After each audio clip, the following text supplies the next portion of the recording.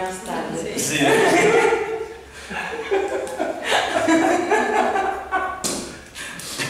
Empezamos con un buen sentido.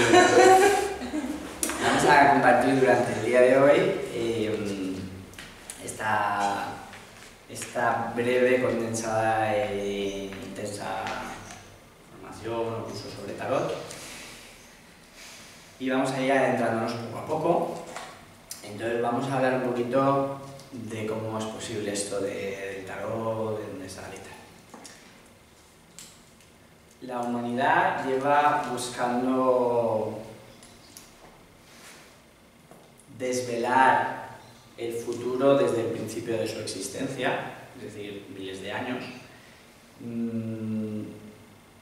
Hoy en día la ciencia tiende a cuestionar las ciencias esotéricas, aunque es verdad que durante el siglo XX, pensar que la ciencia que nosotros conocemos, el método hipotético deductivo, viene a surgir en el siglo XVII.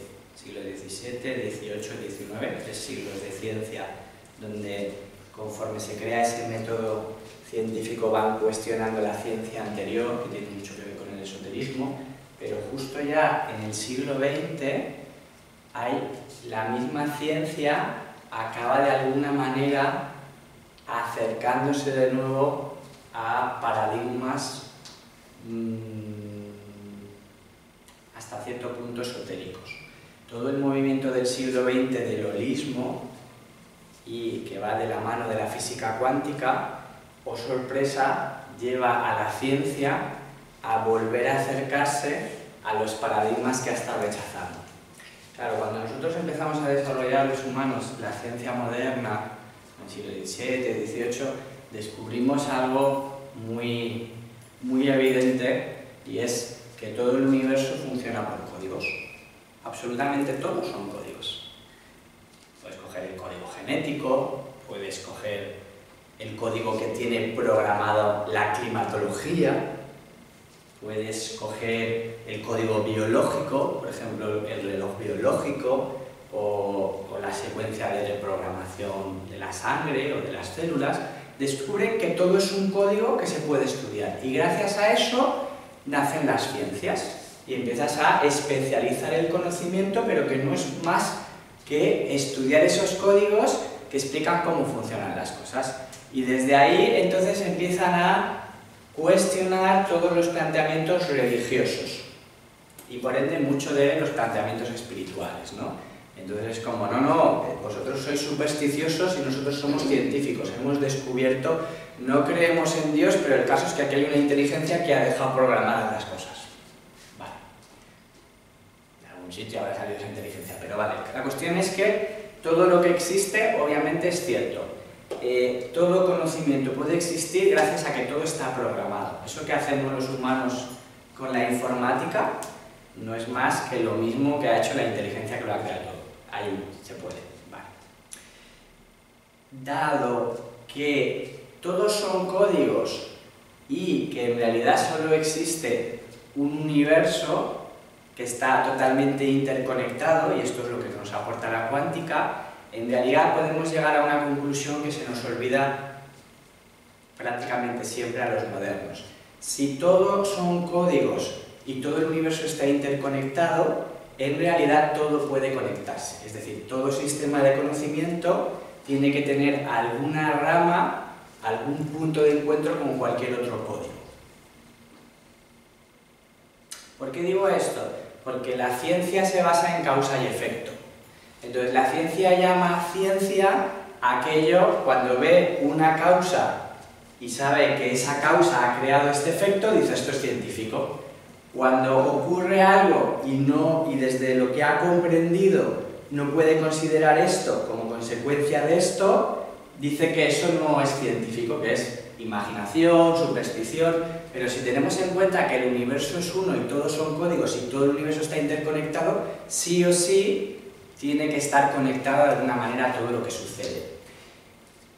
El paradigma de la física cuántica llega en realidad al mismo paradigma de todas las ciencias antiguas, que son ciencias espirituales, la ciencia moderna dejando aparte la posmodernidad del siglo XX y XXI, la ciencia moderna separó el espíritu de la materia. Es decir, la ciencia les dijo, vale, no necesitamos a ningún dios, ninguna inteligencia ni ninguna conciencia, porque hemos descubierto que hay un programa que si lo entiendes no hace falta que le reces a nadie. Esto es como mecánico. Yo destripo el cuerpo y aquí están los pulmones, aquí el corazón, y si entiendo cómo funciona esta máquina la puedo arreglar y me da igual creer en Dios o no. Y entonces eso les llevó a cuestionar, pues, la astrología, el tarot, el leer en las tripas. Es como, mucha superstición, pero no, nosotros estamos descubriendo el código. ¿Qué pasó con la física moderna?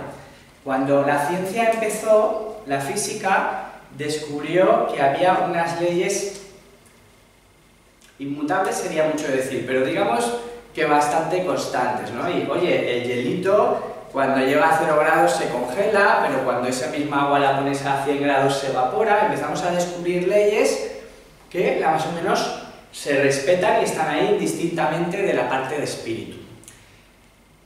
Pero cuando esa misma ciencia evolucionó, empezó a descubrir cosas muy raritas, sobre todo a partir de la aparición de Einstein.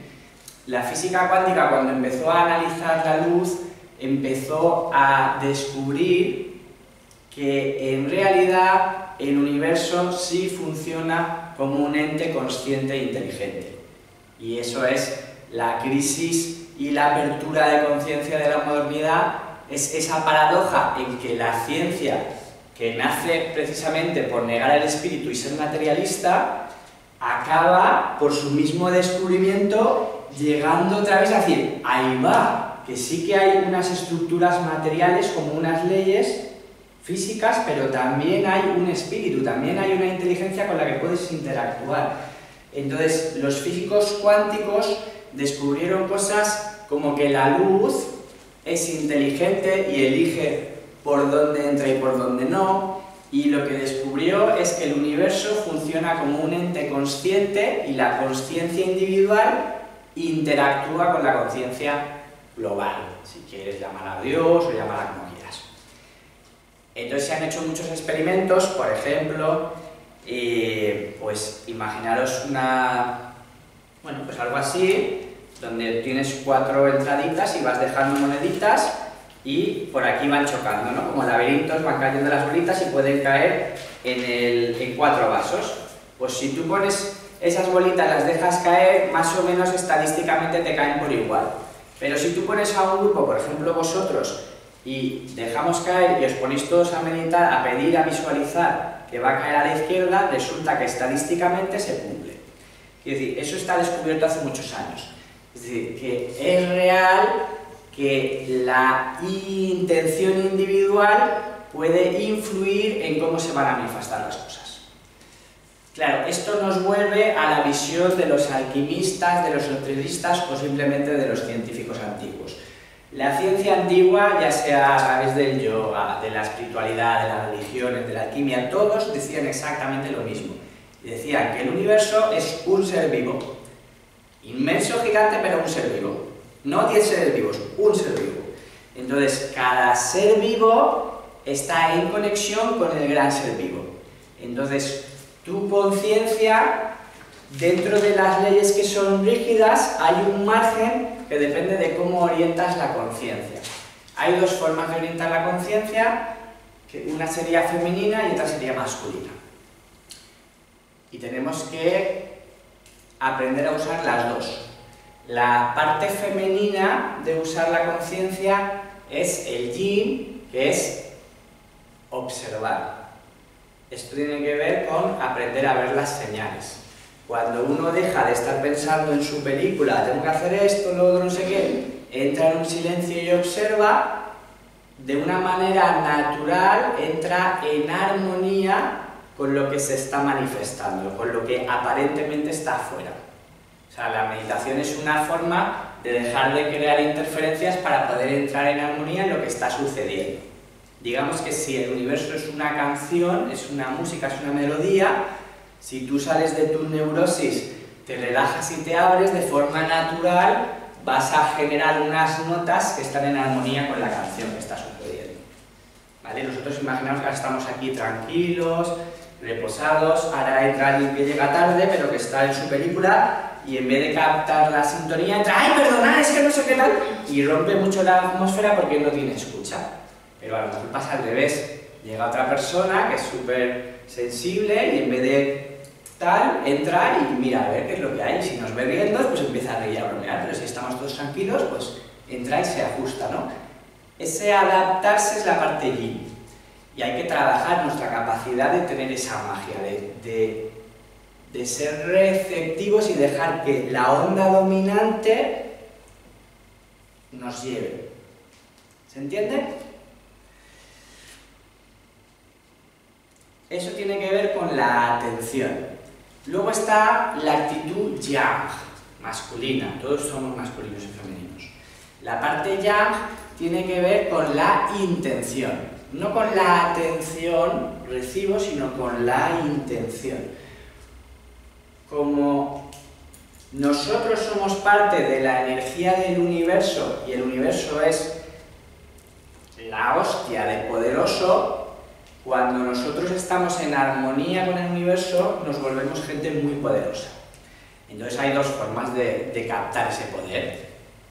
Recibir y dejar que la misma ola de la vida te lleve, como por ejemplo el loco del tarot, o coger esa energía de la vida, dejar que te nutra y decretar. Decir a la vida, pues yo quiero atraer esto. ¿No? La voluntad divina es un poco eso, ¿no? Entonces, cuando nosotros creemos en nosotros, creemos en la vida y hacemos ese alineamiento y decidimos, nosotros literalmente estamos haciendo que la vida se reestructure para cumplir nuestros deseos. Claro. ¿Por qué esto no es tan obvio? Porque yo lo digo y que suena la hostia, pero claro, no siempre es tan obvio. No es tan obvio. Primero porque somos muchos pidiendo, pero no es solo porque seamos muchos pidiendo, es sobre todo porque dentro de uno mismo estamos pidiendo cosas contradictorias. Quiero ser libre y experimentarlo todo, pero quiero un amor profundo que me cuide, quiero viajar por el mundo, pero no quiero un hogar seguro y estable. Quiero decir, pedimos cosas contradictorias y por tanto debilitamos la señal que enviamos. Entonces, entrar en coherencia es aumentar nuestro poder de crear la realidad. Vale. En el tarot veremos que hay imágenes femeninas e imágenes masculinas. A grosso modo, todo lo que he dicho nos sirve. Cuando veamos una imagen masculina, habrá una cierta tendencia a que se trate de un poder de decretar, y cuando haya una imagen femenina, en principio está un poquito más alineado con ese recibir. No es tan así, pero a grosso modo.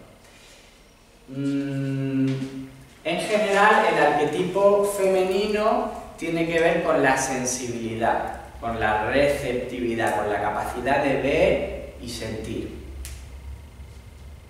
Y el arquetipo masculino tiene más que ver con la acción y con la voluntad, y también con la mente. El arquetipo masculino se asocia más a la mente y el femenino a la sensibilidad. Y esto también sucede en el tarot. Otra cosa que diferencia el conocimiento de los antiguos con el conocimiento de los modernos es que los modernos han creado un modelo de evolución consciente.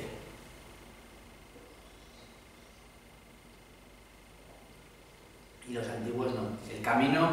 El camino evolutivo espiritual de los antiguos es muy diferente al nuestro. Nosotros hemos generado mucha individualidad. Yo llevo mis vaqueros que son de una marca diferente a la tuya y son más guays. Y además estos ya no es que no les haya comprado en una tienda guay, es que me los he hecho yo. Somos muy individualistas y hemos desarrollado mucho la evolución solar. Es decir, pensamos en términos de evolucionar como aumentar nuestro grado de individualidad y de consciencia. Pero este solo es un modelo de evolución, aunque ya no nos acordemos del antiguo. El modelo antiguo de evolución no tiene nada que ver. El modelo antiguo de evolución, es decir, toda la vida han existido órdenes esotéricas, escuelas, donde la gente, normalmente gente con dinero, se unía para hacer trabajos espirituales. Hoy en día, con la nueva era, de alguna manera volvemos a eso, a unirnos a hacer trabajos espirituales, como lo que podemos hacer, por ejemplo, este fin de semana. Pero nosotros estamos intentando evolucionar aumentando nuestra voluntad y nuestra conciencia. El antiguo no lo hacía así. El antiguo tenía otra manera de considerar el inconsciente diferente a nosotros. A mi modo de entender, más real y más valiente. ¿Qué pasa con nosotros, seres modernos, que queremos evolucionar? Cuando queremos ser espirituales, lo que decimos es que somos luminosos, que somos buenos, intentamos poner mucho énfasis en nuestra bondad, en nuestra verdad. Es como que intentamos no ver toda nuestra sombra, toda nuestra manipulación, nuestro egoísmo, nuestros instintos bajos, todo lo que quieras. Pero no mirarlo no va a hacer que eso deje de estar. Entonces, el modelo antiguo de evolución tiene más que ver con llevarte a un punto donde tú dialogues con el inconsciente. Y nosotros hemos perdido un poco esto. Nosotros, cuando llegamos a la ciencia, empezamos a reírnos de los rituales, ¿no? Entonces decíamos, bueno, esta gente es muy ignorante, bueno, sí, su ciencia y tal, al final, ¿qué es? Un ritual. No, vamos a cantar y a bailar para que llueva. Y dicen, lloverá cuando el calor sea suficiente, como nos reímos de eso. Pero resulta que funcionan los rituales. El descubrir que los rituales funcionan, pues digamos que al espíritu moderno científico le toca un poco la moral, es como, joder, pero la física cuántica ya explica por qué funciona. Funciona porque somos realmente un mismo espíritu interconectado.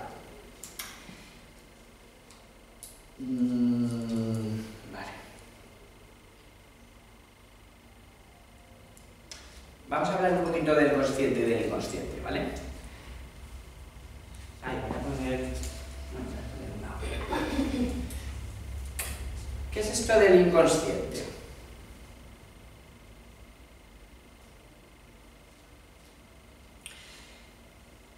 En general, el consciente es aquello de lo que nosotros,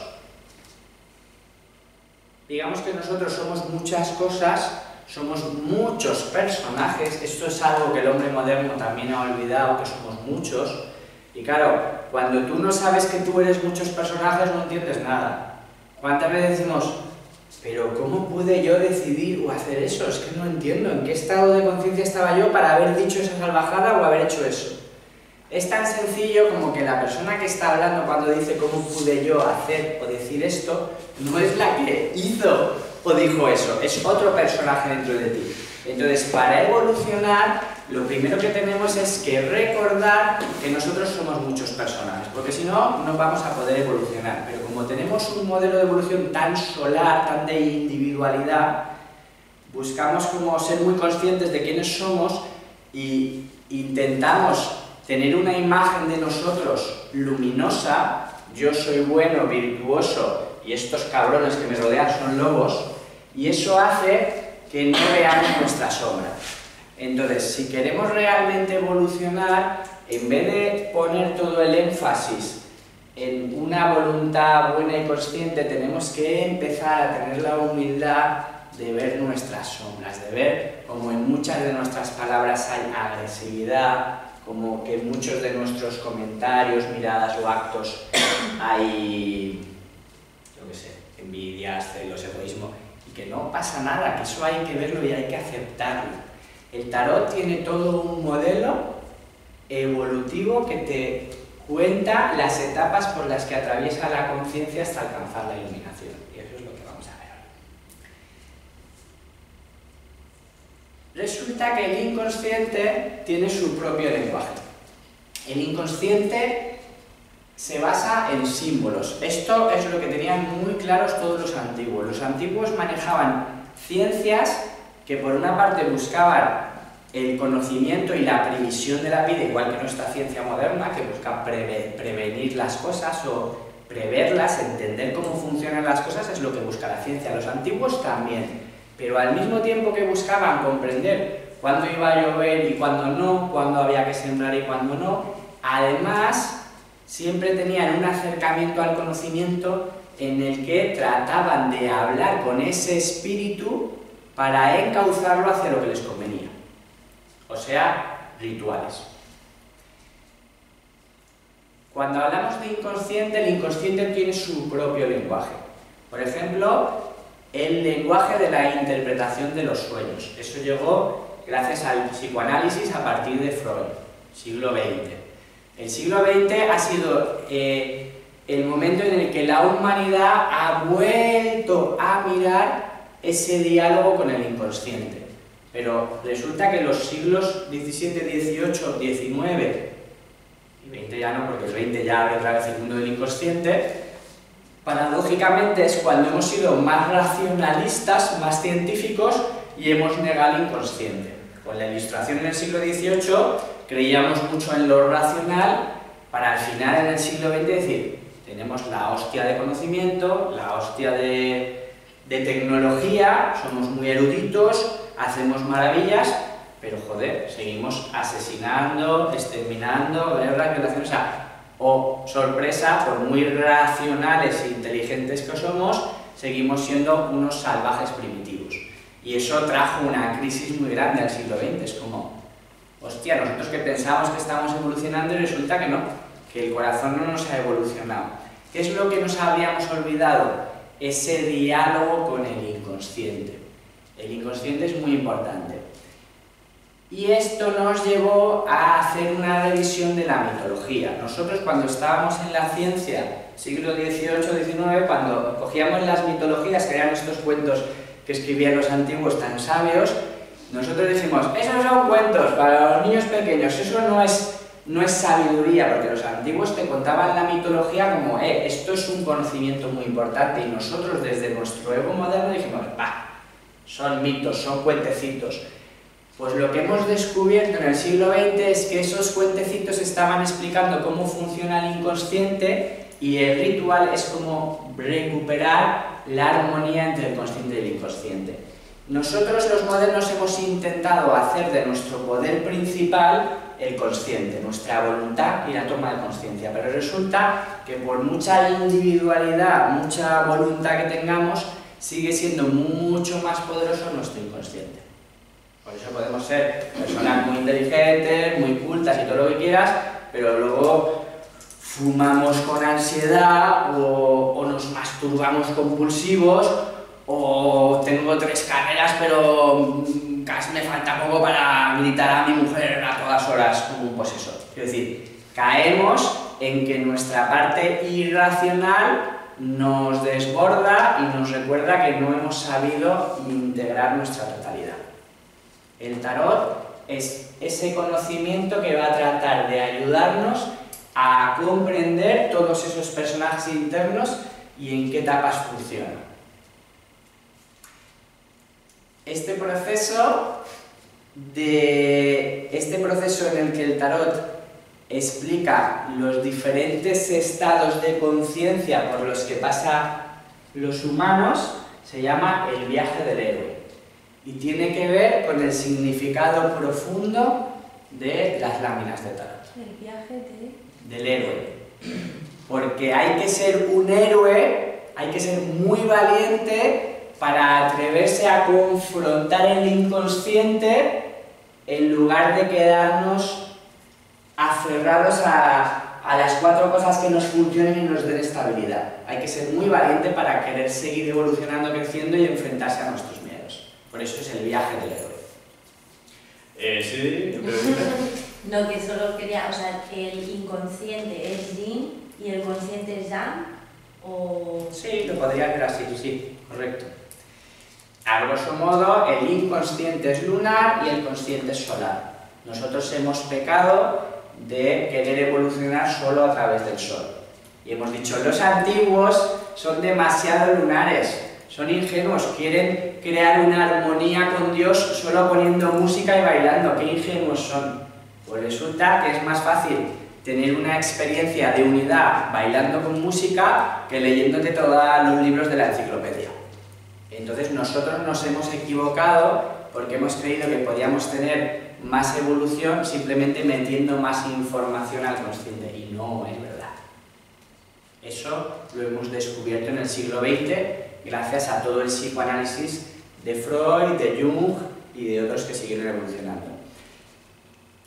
¿Cuál es la base teórica del tarot? La base teórica del tarot es la parte de la obra de Carl Gustav Jung, que es el que siguió el psicoanálisis después de Freud, y desde un enfoque científico, la física cuántica. Si queréis entender por qué funciona el tarot, hay que estudiar física cuántica y la obra de Jung. Cosas que explicó Jung. Que fue un tío súper inteligente. Nosotros, yo estudié psicología en la Universidad de Valencia, aunque no la acabé. En la Universidad de Valencia no dan a Jung porque no lo consideran científico. En la Universidad de Valencia presumen de una psicología científica, entonces estudian mucha biología, por ejemplo, pero cuando cogen modelos como el de Jung es como demasiado espiritual. Este tío no sé de qué nos habla. Sin embargo, si coges la física cuántica y la superpones al modelo de Jung, empiezas a ver que eso puede entenderse como muy científico a la vista del nuevo paradigma científico. Pero bueno, ellos se hacen los locos y dicen, no, este es un místico, este está chalado. Vale. Freud y Marx son pensadores materialistas, pero Jung se va al espíritu. Igual que Aristóteles es materialista y Platón va al espíritu, pues quiero decir, para comprender los paradigmas en los que vemos la vida como un gran espíritu, hace falta pensadores que te hablen de ese espíritu. Pero claro, hay una parte de la ciencia materialista que dice, va, estáis rayados, como que todo está vivo. Bueno, Jung, una de las cosas que demuestra o que explica dos conceptos que nos interesan. Uno es el concepto de inconsciente colectivo y otro es el concepto de sincronía. Cada uno de nosotros tiene un inconsciente, que el inconsciente nos habla en imágenes y en sensaciones. Cuando nosotros tenemos un sueño, el que nos está hablando es el inconsciente, y el inconsciente tiene la finalidad de reequilibrar nuestro consciente. Por ejemplo, imagina que vives muy puteado trabajando 15 horas al día sin tener tiempo ni para disfrutar ni tal. Bueno, y estás pasando un calor en una fábrica todo el día y pues tú sueñas y tu inconsciente te pone en un spa relajado, en unas aguas, bueno, te pone una situación que ya quisieras tú en el día a día. Está equilibrando, está dándote por la noche la experiencia que tú necesitarías por el día para recuperar tu felicidad. Claro, cuando empezamos a interpretar los sueños, eso nosotros lo descubrimos en el siglo XX, pero cualquier antiguo de cualquier tribu, el chamán lo primero que haría, ¿tú qué has soñado? Pues, o sea, sé lo que has soñado, ya sé lo que estás tal. Aparte de tener nuestro inconsciente individual influenciado por nuestras experiencias personales, por ejemplo, si cuando tú eres pequeñito, tienes 4 años, pues un enorme coche te atropella y casi te mata, pues en tu inconsciente individual la imagen de un coche en tu sueño pues va a ser un símbolo de peligro, pero en el inconsciente colectivo no tiene por qué ser así. Pero a lo mejor en el inconsciente colectivo el coche es, oh, qué maravilla, me da la posibilidad de transportarme, viajar rápido, qué poderoso soy, en poco tiempo tal, qué cómodo. ¿Entendemos lo que vamos diciendo, no? Pues hay una serie de imágenes que están en el inconsciente colectivo. Por ejemplo, un niño pequeño en el inconsciente colectivo es una imagen de inocencia, de alma. Sin embargo, un señor mayor con barbas, sobre todo si esa barba es blanca, es un símbolo de sabiduría.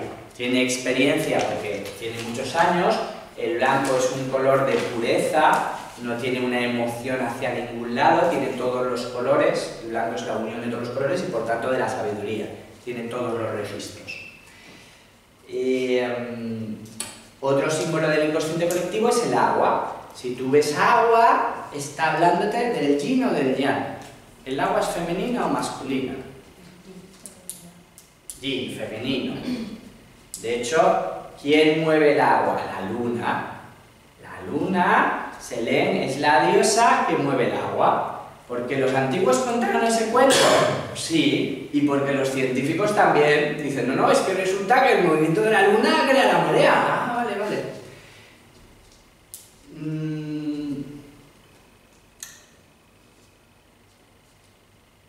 Cuando nosotros, por ejemplo, cogemos fuego, el fuego lo que le metes lo transforma.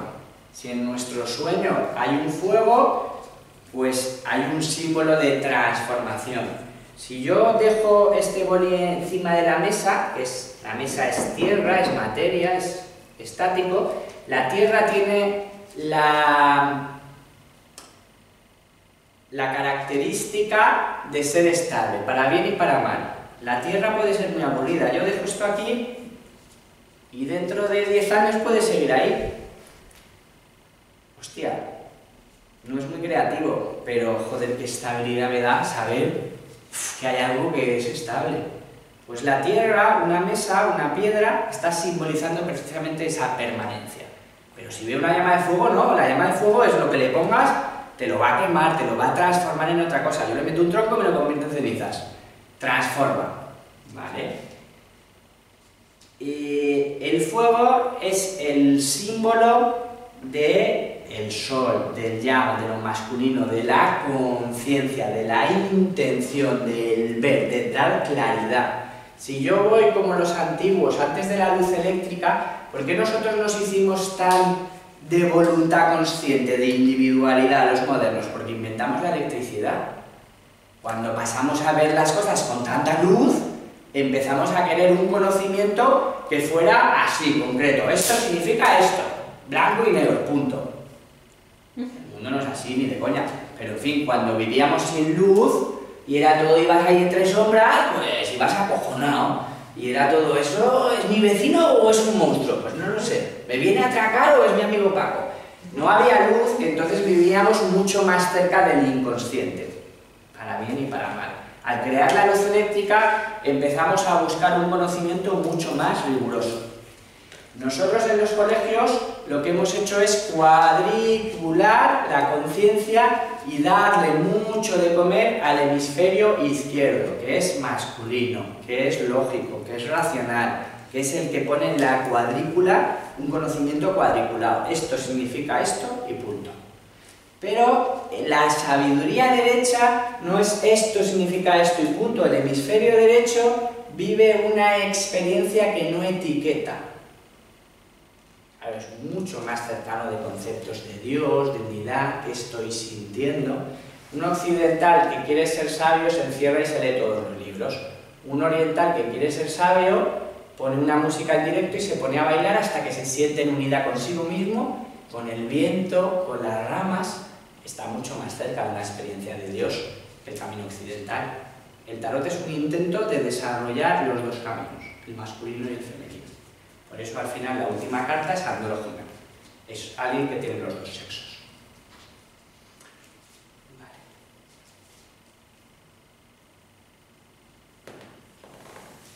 Bien, vamos.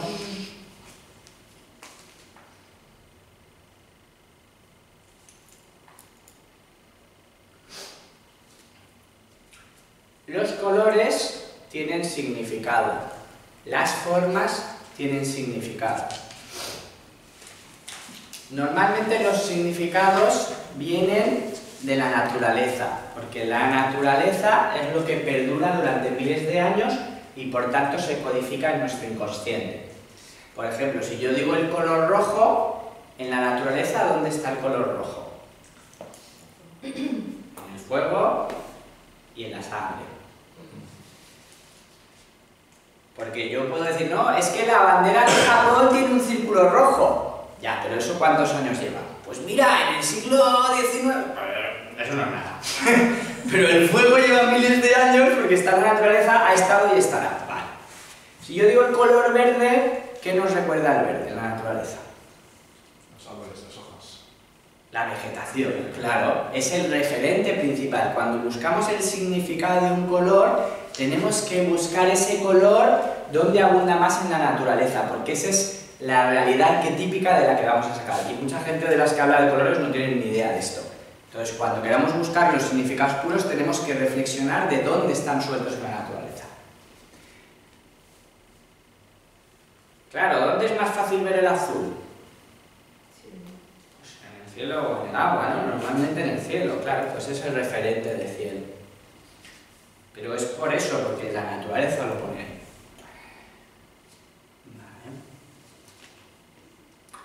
El blanco, por ejemplo, que es un color de pureza, que puede hablarte de la profunda sabiduría del alma, pues justamente en el cuerpo, ¿dónde está el blanco? En los ojos. Vale, ¿dónde más? En los dientes. Vale, está en los huesos también. Los huesos es lo más profundo de nosotros y resulta que lo que se considera más espiritual, y la espiritualidad siempre es ir hacia adentro, pues están los huesos. Ejemplo.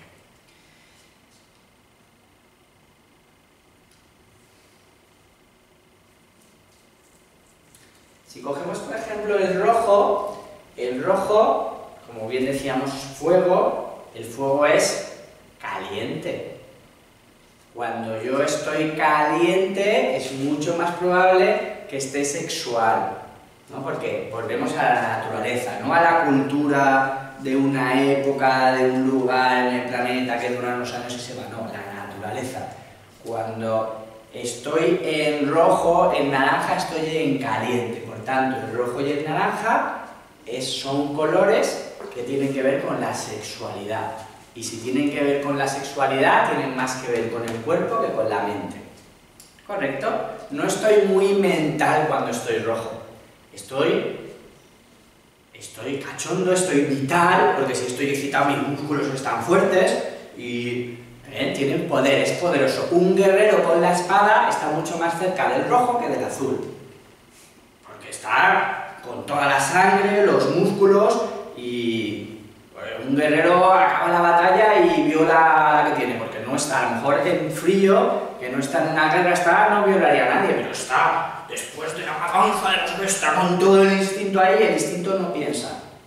Cuando tú estás en pleno músculo, lucha y batalla, estás en instinto, no estás en pensamiento, no estás en amor, es otra cosa. Cuando tú estás en la naturaleza, no en la cultura, con los coches, con el tráfico, sino en la naturaleza, y si lo que estás viviendo es en la naturaleza, dices, bueno, aquí estoy con el verde, los árboles, los pajaritos, tal, te abre más el corazón, porque la naturaleza no te estresa. Las ciudades que hemos creado tienen tantos estímulos que nos llevan a la mente, ¿no? Nosotros hemos creado muchísimos estímulos que nos llevan a estar mentales, a estar dementes. Pero la naturaleza crea una calma. Por eso uno de los colores que dan al cuarto chakra es el verde. Porque cuando tú estás en el verde en la naturaleza, el corazón se calma. Y cuando lo llevas a una ciudad con los 1000 claxons, los cines, los carteles, que todos son estímulos que te reclaman, el WhatsApp, Dios mío, la radio, la tele, todo estás bombardeándote, pues este dice, mira, yo me desconecto porque yo no puedo procesar todos esos estímulos ni los puedo amar. El corazón dice, mira, yo de verdad no entiendo nada. El corazón se cierra y nos volvemos crueles. Por eso el verde es uno de los colores de la naturaleza, de este chakra. ¿Qué se os ocurre? ¿Dónde podemos encontrar el amarillo?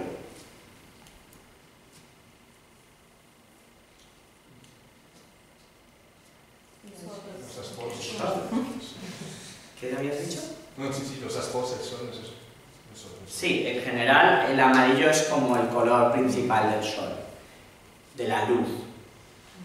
¿De qué puede hablar entonces el amarillo?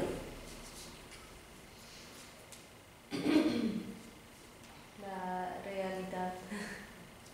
Vale, es un color que da claridad, entonces se relaciona con la conciencia y con la inteligencia. Porque cuando vemos las cosas claras podemos definirlas. Si no hay luz, si no hay una estrella o una lámpara encendida, lo que ves es más ambiguo, es más confuso. Pero la luz es un símbolo de conocimiento porque al ver puedes clarificar, puedes describir lo que ves, no puedes describir lo que no es. Entonces el amarillo es un símbolo de inteligencia, de conciencia, de racionalidad. Así como un azul oscuro nos hablaría del mar, en general un azul claro es el cielo y por tanto la mente. Pero un azul oscuro es el mar. Entonces el azul oscuro tiene más que ver con las emociones y con el miedo o con el... Por una parte, en el mar yo estoy más conectado a la vida. Pero en el cielo yo miro desde ahí arriba y la mente es más libre, más a su rollo. Un azul clarito es más chakras inferiores y un azul oscuro más inferiores. Se podría pasar a chakras todo esto también. ¿Vale?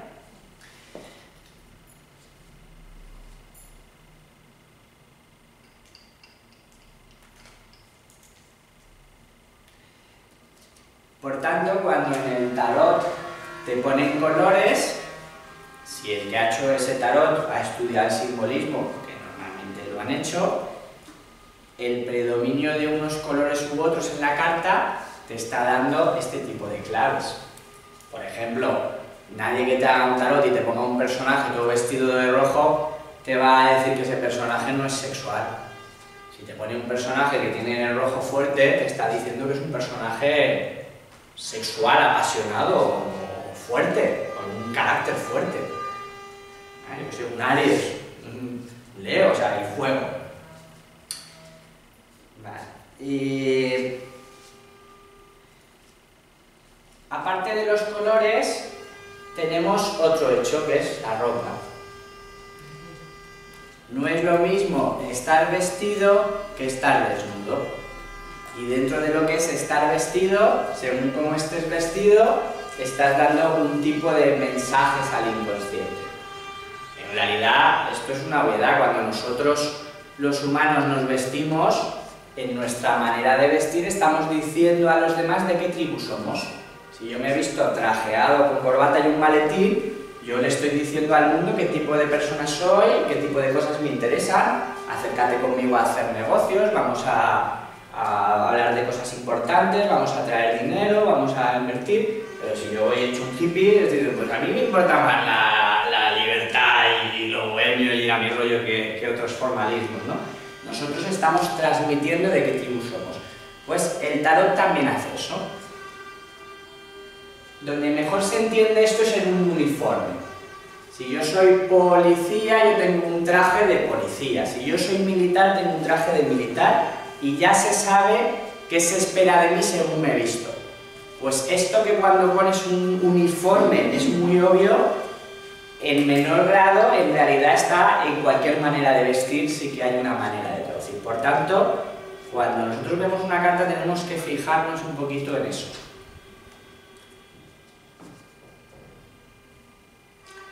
Que usan en los tarots ropitas raritas porque intentan no coger una ropa de una cultura y una tradición conocida, intentan irse un poquito más allá.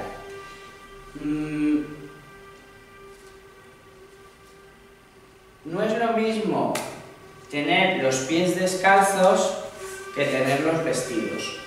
No es lo mismo tener zapatos rojos que tener zapatos azules. En el tarot todos los detalles son importantes.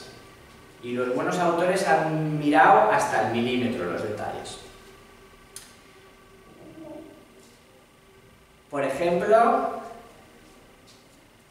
¿qué diríais de diferente entre llevar zapatos hoy con los pies descalzos?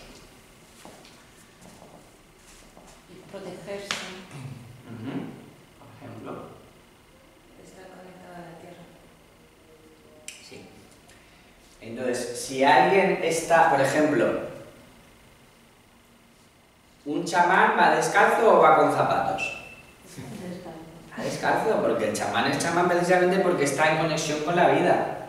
La vida es una conciencia que yo estoy sintiendo e interpretando. Pues nosotros que nos dedicamos a cosas espirituales, lo primero que hacemos es los zapatos fuera, porque queremos caminar en conexión con la vida.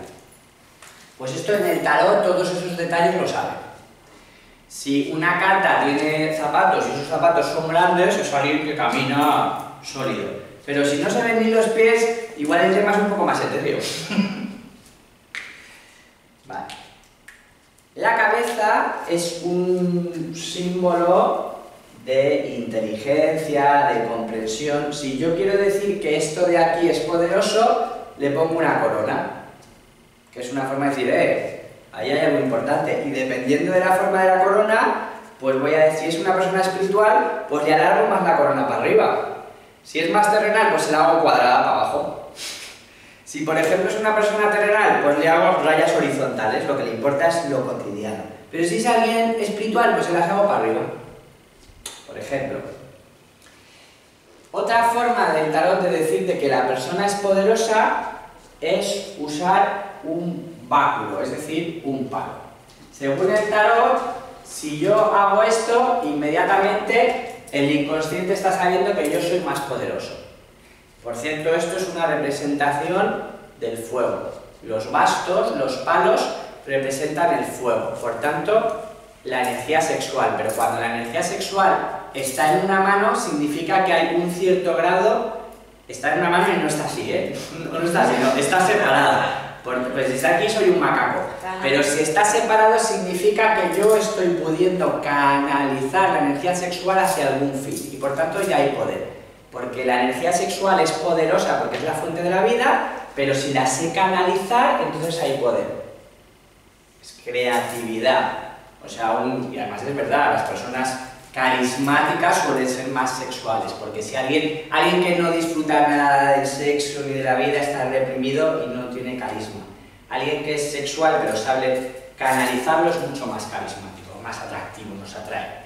Bueno, pues cuando hay una vara, eso es poder. Y no es lo mismo que la vara esté en la derecha que esté en la izquierda.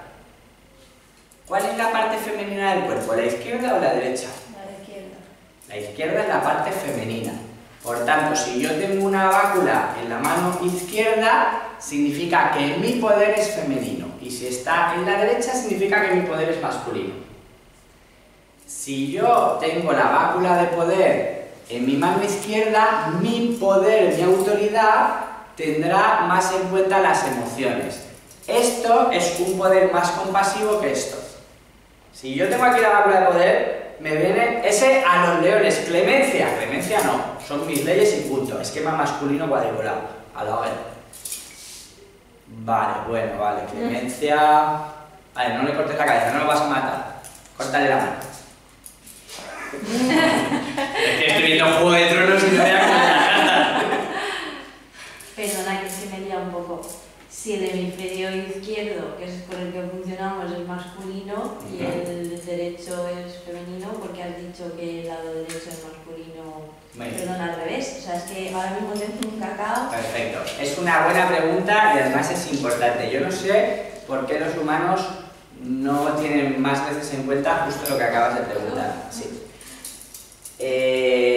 Resulta que el hemisferio izquierdo, que es masculino, el que toma las decisiones, está conectado con la parte derecha del cuerpo. Y el hemisferio derecho, que es holístico, es emocional y receptivo, creativo, está conectado con la parte izquierda. Vale. La parte izquierda es lunar, la parte derecha es solar y los hemisferios al revés. Están cruzados. Gracias. Si el báculo es largo, es que soy más poderoso. Es lógico, ¿no? Si la tengo muy pequeñita, mi autoestima es menor, mi energía sexual y de vida es menor, y aunque cuando tire a sublimar, también será menor. Si mi báculo es grande, tú ves ahí a Moisés y dices, joder, ¿verdad? Báculo tiene ahí, es el representante de Dios y tiene un báculo de acá al suelo. Pues joder, claro. Pero luego el bufón, pues igual tiene algo así pequeñito. Por tanto, los palos, cuanto más largos son, más poder.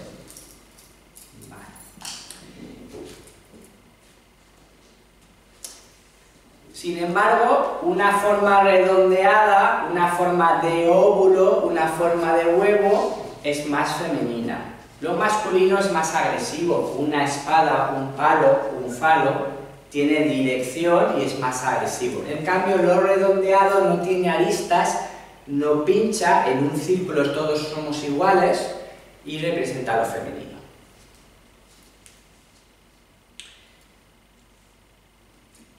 Si en una carta el personaje está sentado, imaginaros dos personajes, uno está sentado en un asiento de hormigón macizo así de gordo y el otro está en una sillita de mimbre con todo flores. Hostia, no tiene nada que ver. El uno está conectado a la naturaleza, al sentir, y el otro ha creado, con su voluntad, ha creado cultura y fuerza. Por tanto, el poder de cada una de esas dos humanos es muy diferente. Entonces, cuando miremos una lámina de tarot, siempre vamos a ver cuánta cantidad de naturaleza hay y cuánta cantidad de artificialidad hay, porque te habla de poderes diferentes. Hay cartas que tienen de las dos cosas, hay cartas que todo es hormigón y cemento, pero no hay ni una hojita ni media, hay cartas que todo lo que se ve son hojitas, ¿vale? Pero al mismo tiempo, la naturaleza también tiene un poco de todo. No es lo mismo estar rodeada de flores, de vida, de primavera, que estar rodeado de nieve o de una roca y una piedra pelona sin ninguna planta. Es diferente. Ahora veremos, ya matizaremos. Bueno, ¿veis cómo ahora cuando nos enfrentemos al tarot, sin haber puesto... Normalmente el tarot, ¿qué te haría? Lo normal que te diga, carta 1, significa esto, esto, esto, y te vas memorizando las cartas. Eso es una barbaridad. ¿De qué coño te sirve memorizarte un significado de una carta interpretativa? No, hay que entender los símbolos, porque es un lenguaje simbólico. Simplemente con lo que hemos visto ahora, ya al asomarnos a cualquier carta ya tenemos una idea de por dónde va. Las zonas del cuerpo también significan cosas distintas. Pues las piernas están más conectadas con lo mundano y la cabeza está más cerca del cielo. Cuando en una carta de tarot, si tú coges la carta, esto por ejemplo es una carta, ¿no? Y lo divides por la mitad, lo que está hacia arriba está más cerca de Dios, del espíritu, del cielo, lo que está abajo está más cerca de lo material, de lo terrenal. ¿Os acordáis cuando hemos empezado la charla de hoy, cuando decíamos que la ciencia se había hecho materialista y luego ha tenido que volver al espíritu? Pues todo ese discurso del espíritu arriba y todo ese discurso de la tierra abajo. Pero también podemos dividir la carta en izquierda y derecha. Cuando una carta mira hacia la izquierda, está mirando hacia el pasado, porque el tiempo va de izquierda a derecha. Si yo estoy donde yo pongo la atención, yo pongo la energía, y por tanto alimento aquello donde yo pongo la atención. Si yo estoy mirando hacia la derecha, estoy mirando hacia el futuro y estoy alimentando un progreso, un ir hacia adelante, pero si yo estoy mirando hacia atrás, estoy cuidando, protegiendo o valorando lo que ya he hecho. Y si yo te miro de frente, soy la carta, y no estoy mirando ni a la izquierda o a la derecha, sino de frente, yo soy un espejo para el que está viendo la carta. Le estoy devolviendo que se mire a sí mismo. Tiene todo mucho sentido, ¿no?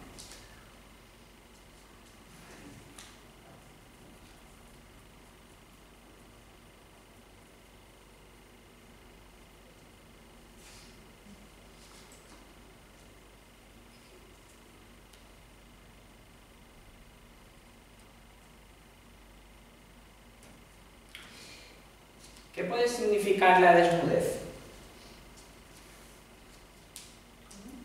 ¿Qué significa estar desnudo? Pues estar vulnerable, ¿no? O libre también, una de dos. Muy bien.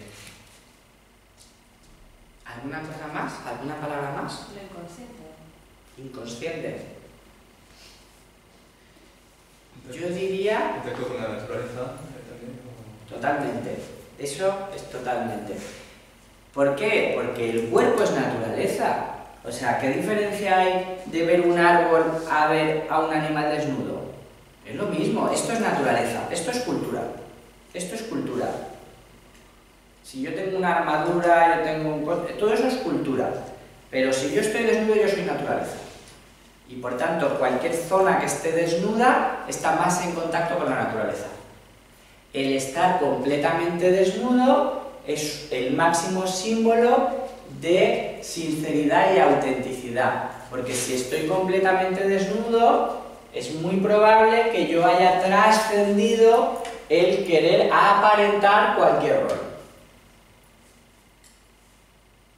Por tanto, la desnudez sería un simbolismo del alma o del instinto. Si yo estoy desnudo, puede que esté en el instinto, y a lo mejor estoy más salido que un macaco o que un toro, pero también puede ser que esté en paz en el alma. Lo que está claro es que si estoy desnudo, estoy en la naturaleza. Y la naturaleza incluye los instintos, incluye la paz, incluye el haber trascendido cualquier rol cultural. Pero si yo estoy vestido, yo estoy siguiendo algún rol cultural. ¿Sí?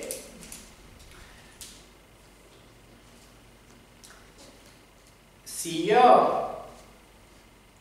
Salimos un momento del tarot, vas por la calle y hay alguien que tiene un perro. ¿Qué pasa cuando una persona tiene perro?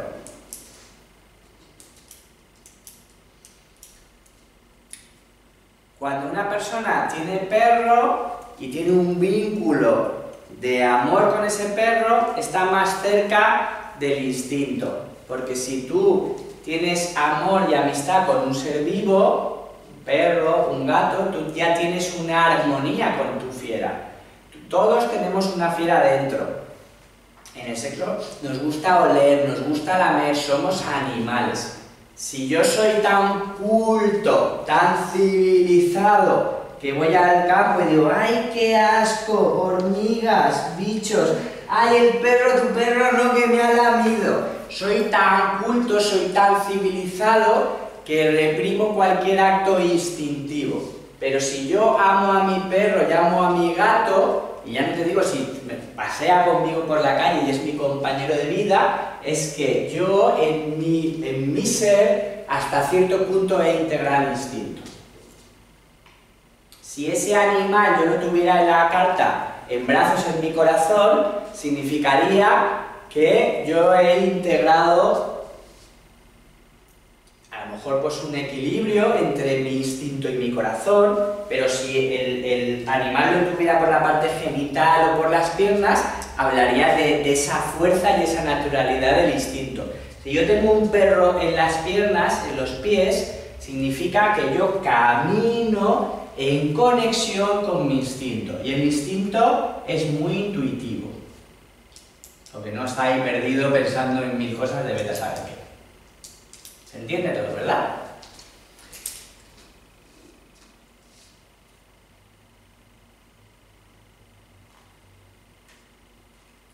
Luego hay simbolitos un poco más, quizá un poco menos obvios, pero que de alguna manera decidieron utilizar. Por ejemplo, cuando hablamos del elemento agua, que nos alude a las emociones y al inconsciente y a lo irracional no es tan negativo como nosotros racionalistas modernos creemos. De hecho, al final el que arruina nuestra vida es nuestra negación de las emociones. Como el cura que acaba violando niños porque ha querido ser tan puro que al negar su instinto pasa a su inconsciente y lo reprime solarmente hasta que esa fuerza abrumadora se le come. O sea, ¿cuál es nuestro diablo? Justamente la parte de nosotros que hemos reprimido, que no hemos visto hasta que eso se nos come. Bueno, ¿de qué estaba hablando? ¿Dónde iba? Los símbolos. Ah, sí, el agua. Los símbolos del agua, sí. Si el agua es el inconsciente y son las emociones, es obvio que el agua puede estar limpia o puede estar sucia. La rabia, el enfado, el odio, pues digamos que es un agua sucia. pero el sentirse en fusión, sentir un corazón y una compasión que siente, oye, tu sentir y tu sufrimiento es el mío, yo arropo, todo ese misticismo es un agua muy limpia, ¿no? Pues esto también tiene un lenguaje visual para advertir de todo esto. Y el lenguaje visual va de... a ver, un segundo. Ah, sí. Escorpión, águila... No, escorpión, serpiente, águila. La parte más baja, el agua más sucia, lo que más miedo y agresividad tiene es el escorpión, que es un bicho que si lo rodeas, tú coges un escorpión, haces un círculo de fuego, lo rodeas, el bicho se pincha y se asesina, se suicida. Y como resulta que cuando las emociones de una persona están muy sucias y tiene mucho miedo, genera pautas destructivas, es lo que nos pasa a Tolkien, que en nuestro inconsciente tenemos programas destructivos, que son nuestras emociones sucias. Eso es el escorpión. Astrológicamente, la pauta más fuerte de transformación emocional es Escorpio. Escorpio lo mismo te da un místico que transforma su dolor en sabiduría que te da a alguien destructivo y negativo. El siguiente proceso del agua lo representa la serpiente. La serpiente es un símbolo de la Kundalini, de coger la energía sexual emocional y encauzarla en un proceso evolutivo. Es decir, emociones mal encauzadas, caca, sufrimiento, escorpión. Emociones bien orientadas, evolutivas, serpiente. La serpiente significa que la energía sexual está usándose para evolucionar, es decir, para subirla por los chakras. Cuando este proceso ya ha creado una sabiduría del alma, que obviamente no es una sabiduría que haya venido a través de lo racional, yo no he leído enciclopedia, no, ha sido una integración emocional que finalmente hace que sea una persona sabia. Esa persona, a lo mejor te ves un abuelete, a lo mejor no tiene una gran cultura, no estudia mucho, pero tiene un corazón y una bondad, esa persona ha creado una sabiduría emocional. Esa persona es una sabia, yo no sé qué sabe o no, pero habla y transmite una claridad y con una sencillez te dice dos cosas y te lo clarifica todo y dices, pero esa sabiduría no viene de conceptos, viene de una limpieza emocional. Eso es el águila, que es la libertad, el haber trascendido la esclavitud de las emociones destructivas. ¿Cuál es la otra? El águila. El águila es un pájaro que flipas, el aire es el elemento mental, pero resulta que cuando tú sublimas las emociones y finalmente las haces puras, lo que lo representa es algo que a priori sería el aire, pero cuando el ave, si tú te sale un pájaro, te hablan de la mente, pero si sale un águila, te dicen que esa mente, esa claridad ha venido de una purificación emocional, o sexual si prefieres, ¿vale? Bueno, pues eso también, si ves el dibujito, ya sabemos de qué nos habla. Vale.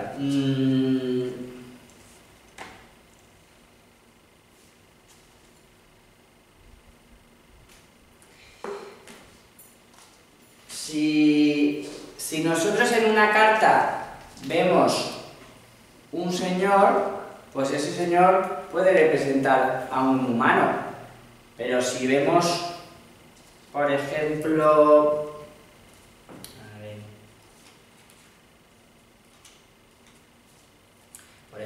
si vemos en una carta a este señor, ¿lo veis?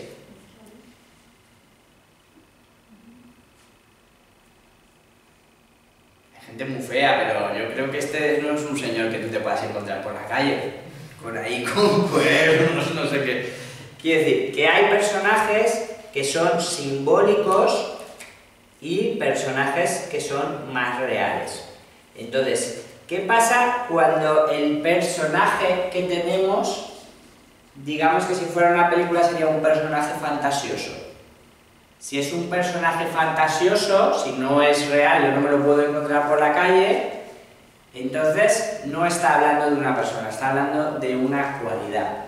ya sea una cualidad oscura, miedo, furia, rabia, estancamiento, o de una cualidad luminosa, amor, sabiduría, apertura. Pues está hablando más de defectos y de virtudes que de roles de vida. ¿Vale? Y hay cartas que tiene de todo. Tiene seres imaginarios, que habla de este tipo de cosas abstractas, y personajes reales.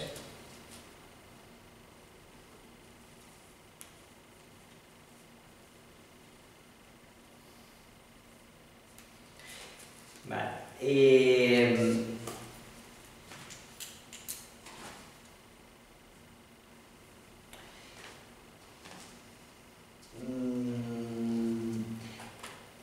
El origen del tarot no está muy claro, no hay un acuerdo.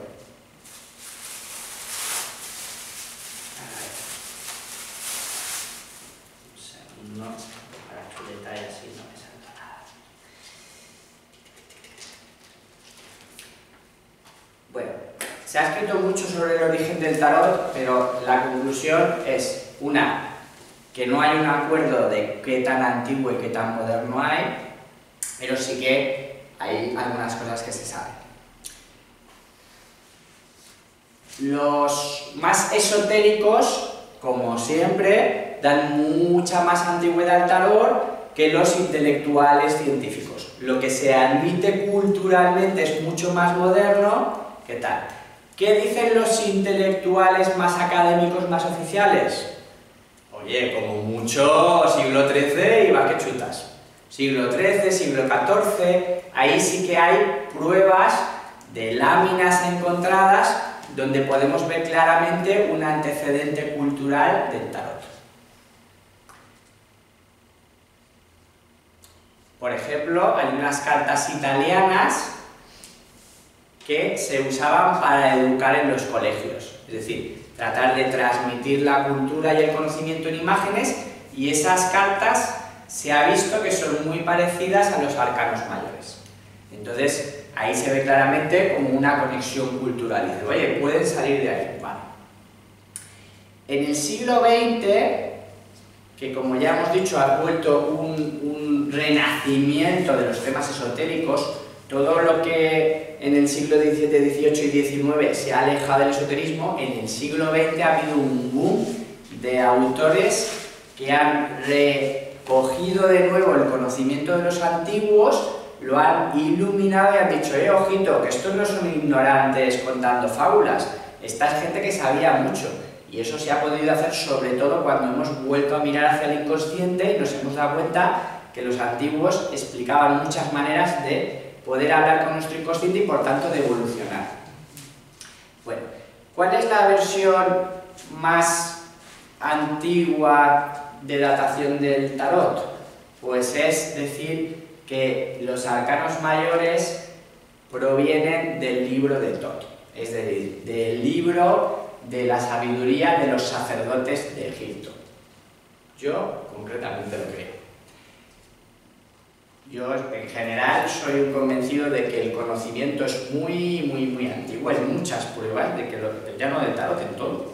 Quiero decir, en Grecia ya se sabía todo, pero es que miles de años antes en Sumeria ya tenían todas las ciencias, tenían las matemáticas, la astronomía, la música, la agricultura, o sea, todo lo que nosotros hemos descubierto en el siglo XVII, XVIII y tal, resulta que hace miles de años, hace 6.000 años, todo eso ya estaba.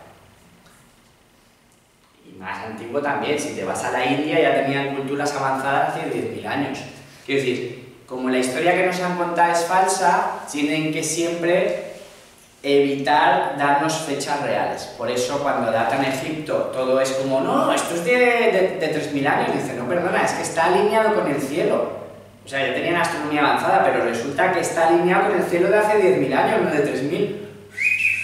Disimulan. El conocimiento es muy antiguo, la tecnología y el conocimiento es muy antiguo y se sabía mucho.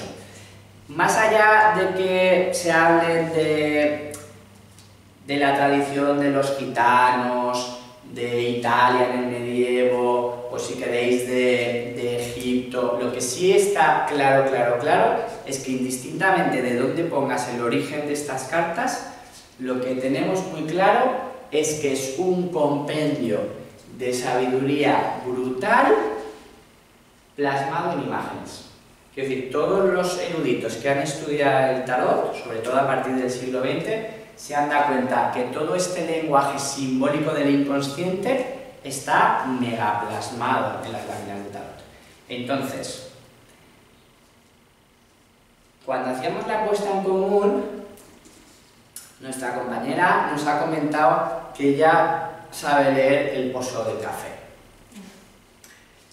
La humanidad siempre ha leído el destino donde le ha dado la gana.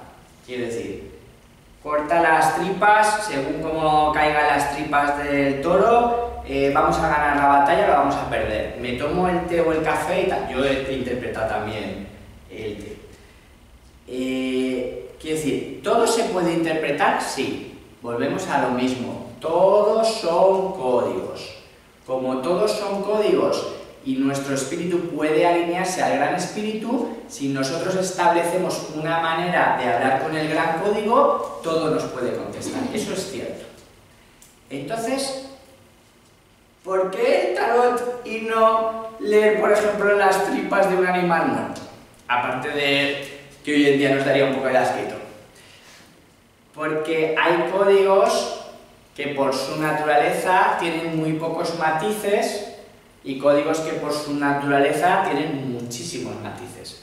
Como el tarot está creado para aglutinar todos los símbolos, la cantidad de matización y de información que puede darte es muchísima. Y además tiene una tradición, si tienen razón los de Egipto, de miles de años usándose. Entonces, no es que no se pueda leer en cualquier cosa. Si yo entro en trance de verdad, y estoy... Mira, yo me dedico, por ejemplo, una temporada, como un año de mi vida, me dediqué a decirle a la gente. Yo hacía un círculo, hacía 12 divisiones, y le decía, ponme un punto. Ponía un punto y le decía, estás viviendo esto, esto y esto. Y acertaba. Anda huevos, con un punto en un boli. ¿Por qué? Porque decretaba un código. Cuando decretamos un código y ese código está en armonía con los planos simbólicos, si tú entras en un estado meditativo y respetas lo que te decíamos, ¿acordáis que hemos hablado de una sabiduría yin y una yang? La yang decreta, la yin recibe. Cuando tú equilibras, tú alineas tu yin y tu yang y decretas un código, tú puedes interpretar con lo que te dé la gana.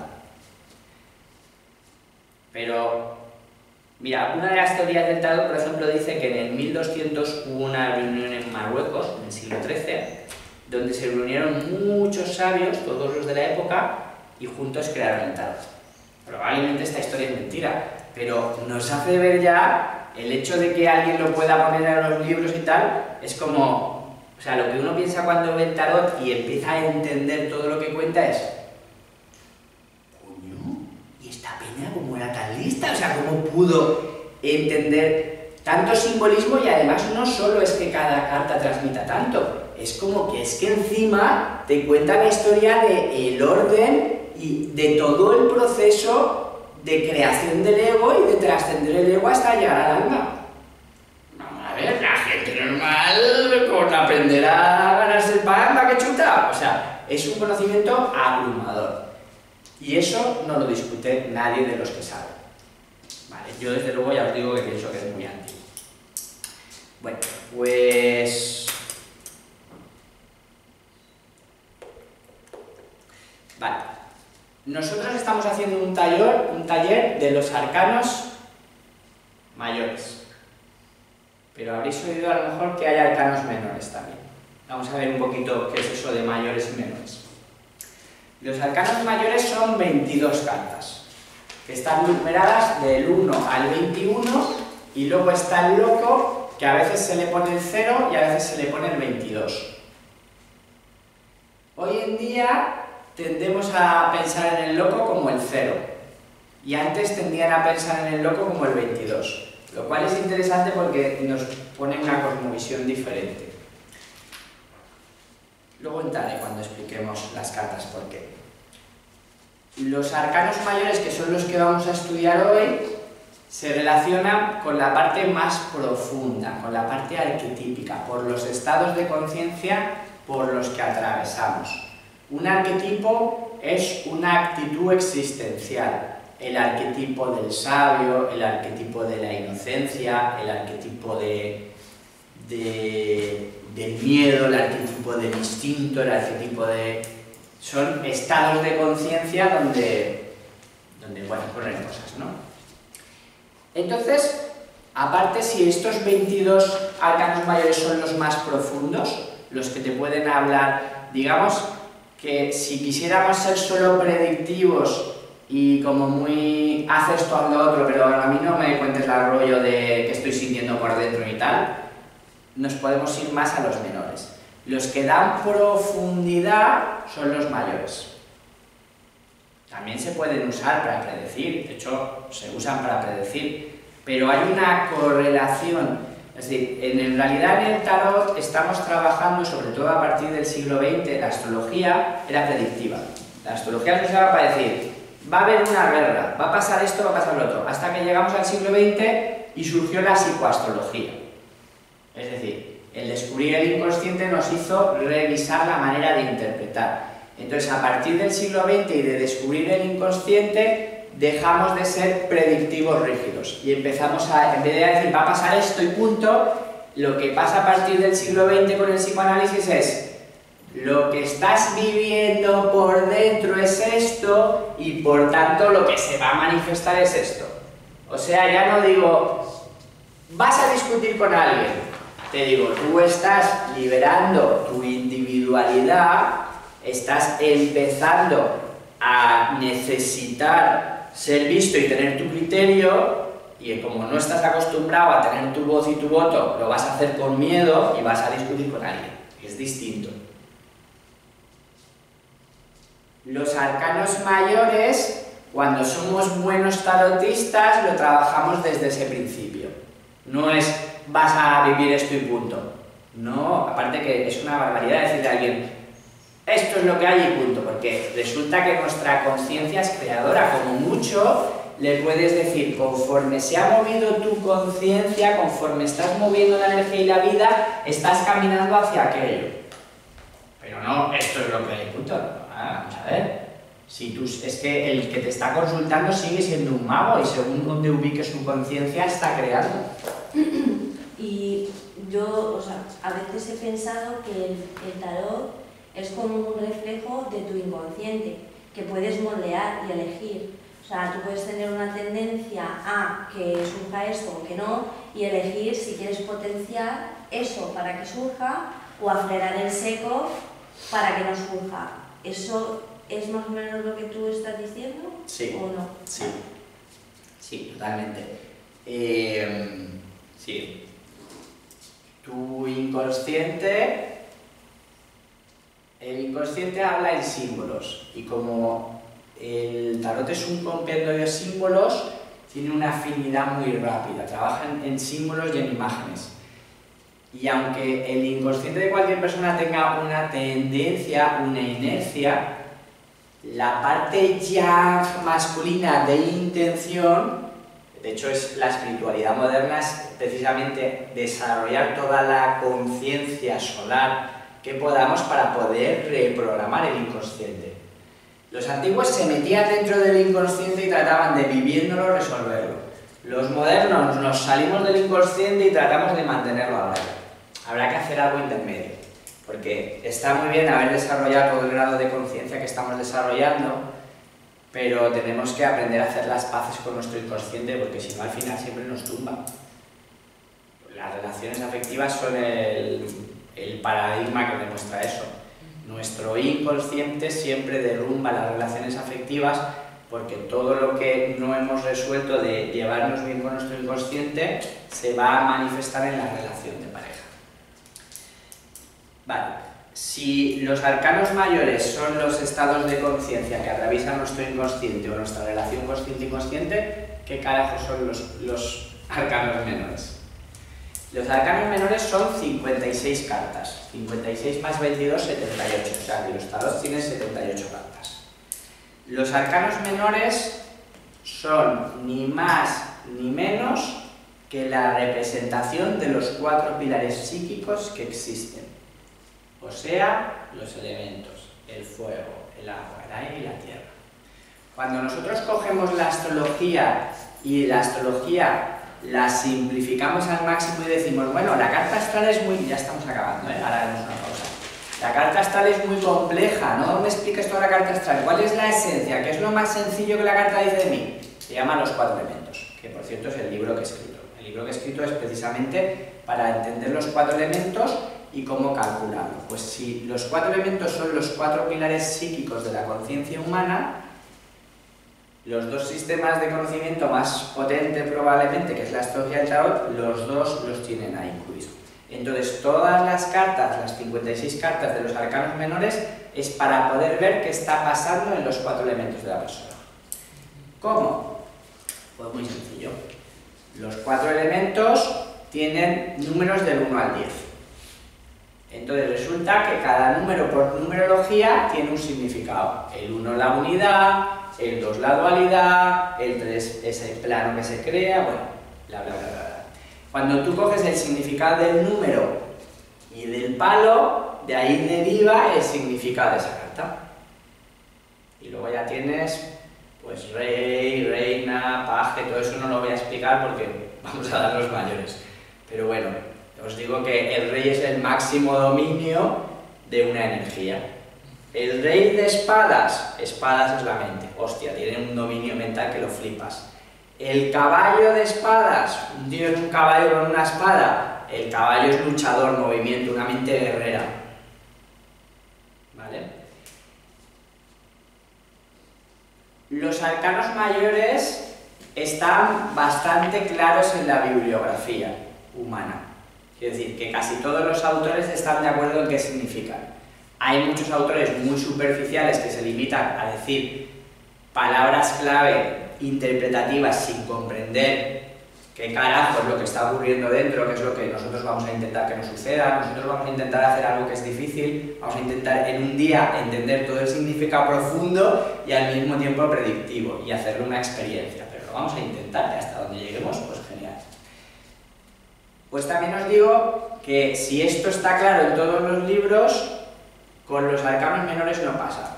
Yo que desde niño estudia el tarot, yo flipaba, me enfadaba y me sorprendía mucho de que cuando llegaba a los arcanos menores cada libro decía una cosa, pero además de verdad que nada que ver, que una misma carta por un autor es una carta maravillosa y buenísima y para el otro no tiene nada que ver.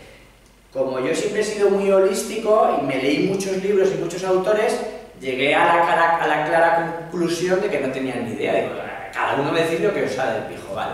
Y entonces dije, vale, ¿cómo lo resuelvo? Yo necesito encontrar el significado de esto y no me puedo fiar de los autores porque decir lo que os dé la gana. Me fui al origen. Dije, vale, vamos a ver. ¿Esto qué es? El significado del elemento y el significado de la numerología. Me estudié la numerología, me estudié el elemento y de ahí deduje los significados, que son los que no vamos a ver en este fin de semana porque sería otro taller. Vale. ¿Qué pasó? En el siglo XX, el White, que es este tarot que se hizo muy famoso, que es uno de los que vamos a ver, el White creó algo insólito, nuevo, que fue poner a los arcanos menores dibujos.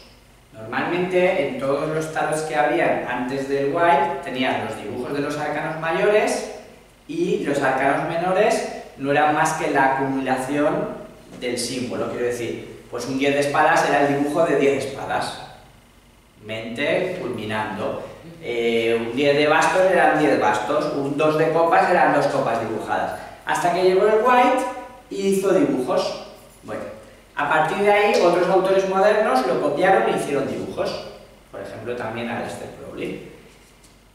¿Qué pasó ahí? Que los dibujos de White tuvieron mucha influencia en los siguientes dibujos, porque era el único que había puesto dibujos y, como os digo, la gente no sabe mucho de simbolismo, así que influyó mucho en la manera de interpretar los arcanos, pero a mi modo de entender tampoco es del todo objetivo.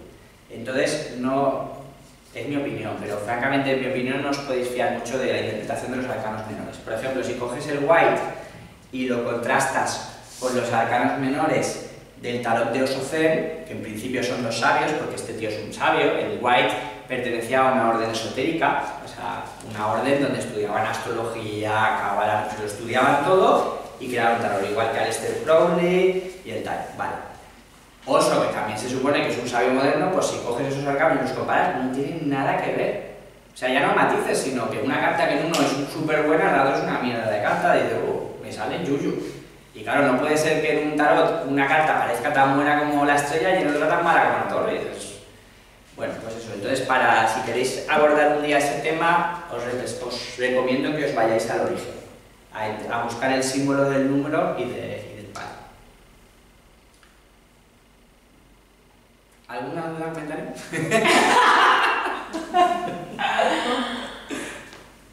No, demasiada información Tengo para generar dudas.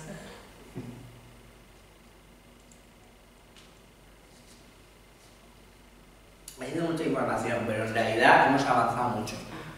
Porque yo aún no he hablado nada de ninguna carta, pero os garantizo que cuando empecemos a ver las cartas ya vamos a ver muchas cosas de entrada, porque hemos desvelado la base simbólica, que es lo mismo que he dicho de los arcanos menores. No se puede pretender entender un lenguaje simbólico visual sin entender el simbolismo, porque es una barbaridad. Memorizarte qué significa una carta sin mirar la carta y entender sus simbolismos, no se hace así. Entonces nosotros hemos comentado la esencia del simbolismo base y luego ya vamos a ver en cada carta, pero ya nada más mirar vamos a ver colores, vamos a ver formas, vamos a ver ropa, vamos a ver muchas cosas simplemente por lo que hemos hablado ya estarán ahí. ¿Vale? Y todo lo que hemos hablado de simbolismo, de tarot, todo lo que aprendamos hoy de tarot nos va a servir para interpretar nuestros sueños, porque es el mismo lenguaje. El lenguaje del tarot es el mismo lenguaje que la interpretación de los sueños. Otra cosa que la gente no sabe y no sé por qué. Si tú coges un libro de interpretación de los sueños, te vale también para interpretar tarot. Si es un buen libro, te va a servir, porque son códigos para el inconsciente. ¿Vale? ¿Comentarios? No. Hacemos una pausita, comemos algo, respiramos y en un ratito seguimos.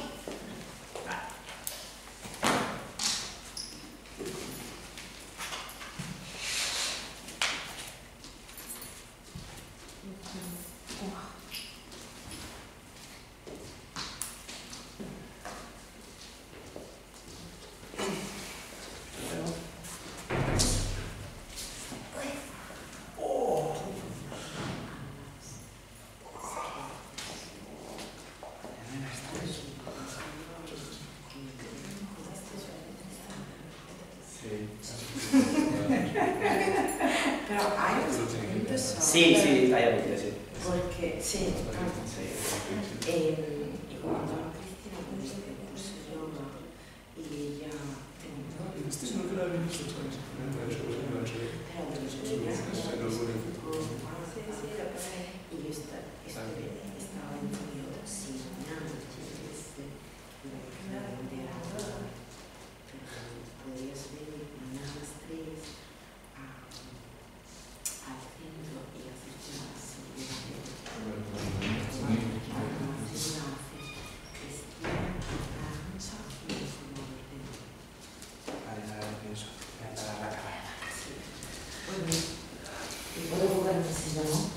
Sí.